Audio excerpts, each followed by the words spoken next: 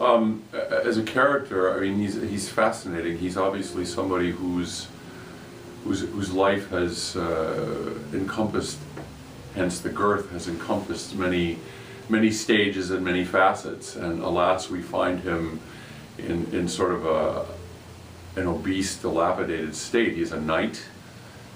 He was somebody who grew up in the ranks, and obviously at one time was a fine soldier and warrior and all these things, but he's a man of excess too, and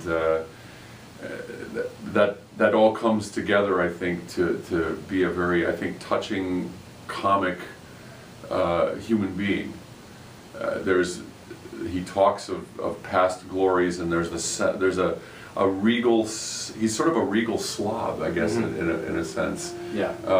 And he's of course a combination of the Falstaff we see in both the Henry IV's and the Merry Wives of Windsor. So he's a scallywag, he's a gentleman, he's a seducer, it's just so many different things. I mean, a lot of characters that one plays in opera tend to be sort of one-dimensional, two-dimensional, but this guy is multi-dimensional, and that's the girth sort of says all those things, and that's why even with the semi-staged and without costumes that we decided to include a little extra padding for old Falstaff. But it's just great fun. What Verdi does with Shakespeare is tremendous. Having done Macbeth, having done Otello, done Iago and Othello, and now this, it's just fascinating, the musical coloration that Verdi gives to these characters. It's a joy. It's just a joy. Well, when you're doing something that's semi-staged, and again, it's not really feeling semi-staged to me at all. We're really just lacking the scenery, and the fact that the orchestra is on stage is something that has to be dealt with, not necessarily in a bad way, but they're there rather than, so they're much more a part of it than if you were doing a proscenium stage production where the orchestra is in front of the singers, or in some cases under the singers. But I found doing the rehearsals in Sanders Theatre actually much more interesting, because the possibilities that we have of the entrances and exits and different levels. We can be on the stage, we can be in front of the stage, we can be on the side of the stage, we can be toward the back of the stage, literally in the middle of the orchestra. So it's kind of liberating in that respect, that we have this beautiful grand theater and can use every aspect of it. And the audience, I think, because they're going to be so close, can really feel a part of the entire piece, including the orchestra. I have two. One is toward the end of the scene between Falstaff and Master Ford.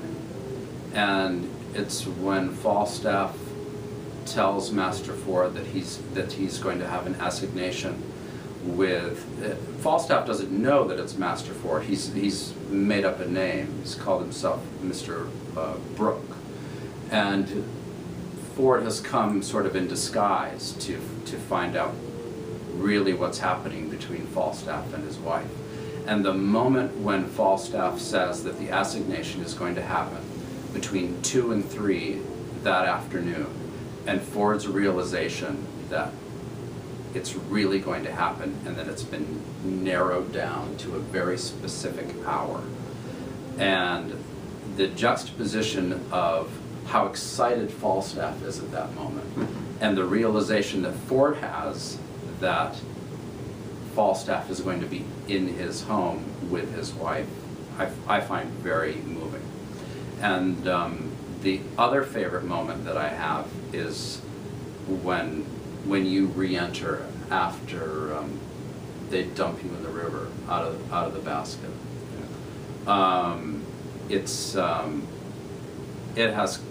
It's comic, but in that moment you see the pathos of the character of Falstaff, and how he's been their attempt to bring him down. Those are my two favorite moments. I have one of mine is very close to that, or involved in that particular scene. One of the first favorite one is when Falstaff is at the beginning of the opera, and he's about to send the two notes off to Alice and Meg, and he's feeling very full of himself. And he says, in this belly are a million tongues that announce the name, announce my name. This is my realm, and I will make it grow.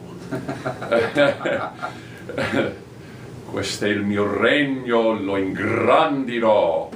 And then later on, he's after he's been thrown in the river and made fun of and all of that, he realizes he's gotten, I mean, he's really gone to seed. He's gotten too fat. He's got gray hair, and but how could this possibly happen to a brave cavalier, a brave knight? How could such things possibly happen to such a noble character as I? And then he does the complete switch of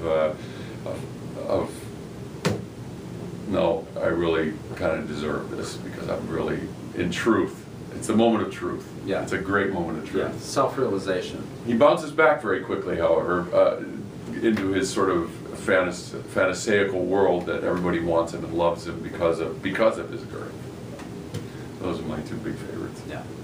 And I have high notes on both of them too, so it's good. That always helps. It does.